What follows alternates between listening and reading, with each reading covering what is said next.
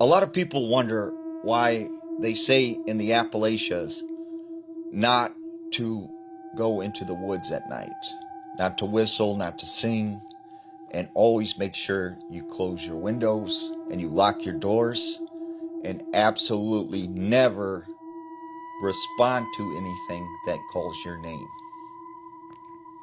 So, this goes back to an old Native American belief in the area that these mountains were home to spirits and that they would come out and wander during the night.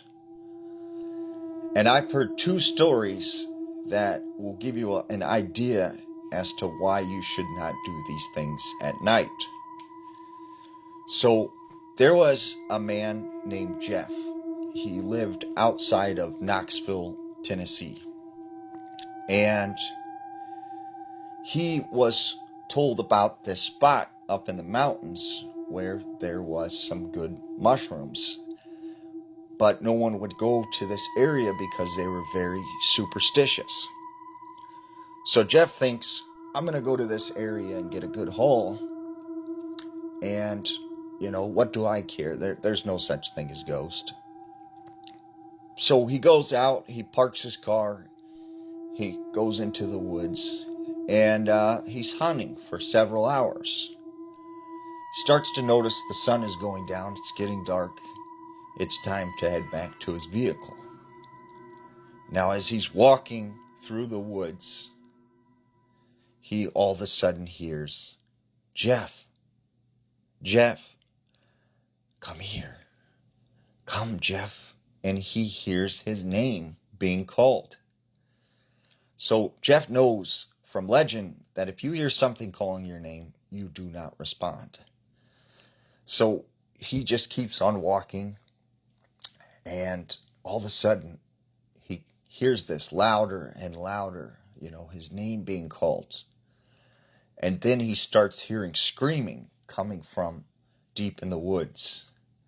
And he hears laughter, and he hears what sounds like people just talking all around him.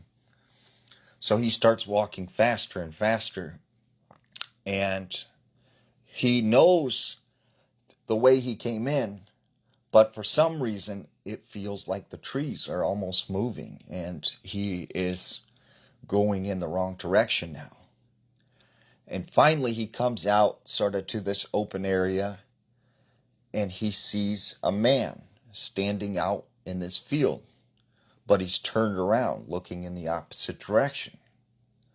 So Jeff goes up and approaches this guy and says, "Excuse me, sir, do you know the route back to the highway?" And when this man turns around, Jeff realizes that it's himself, and he's all bloody and bruised, and he's just staring back at him. So Jeff runs as fast as he can for several miles, gets in his car, and drives back home. Later that night, he's awoken to hearing voices inside his room calling out to him, "Jeff, come back, come." And so Jeff never went back into the woods again, mushroom hunting. And the second story I've heard is there was a couple who decided they were going to live in the Appalachian Mountains for a summer. They find this cabin for rent, and they're surprised at how cheap the price is for 6 months. So they rent this cabin, and they go out there and they bring all their stuff to move in. And this guy in a truck, he meets them out there, and he's very nervous. And he tells them, hey, at night, you're going to want to lock your doors and close the blinds.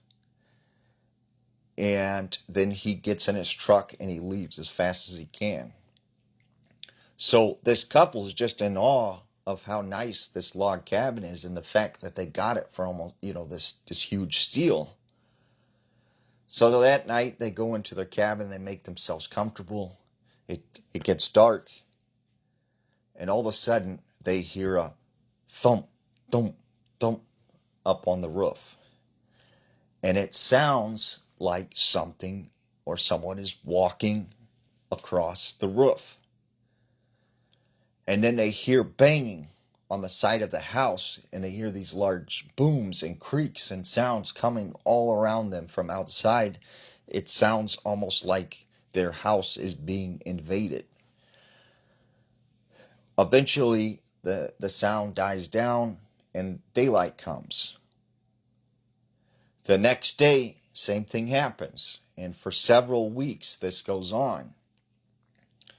So finally, the husband is fed up and he says, you know what, I'm done. We're taking our home back. We're tired of being harassed.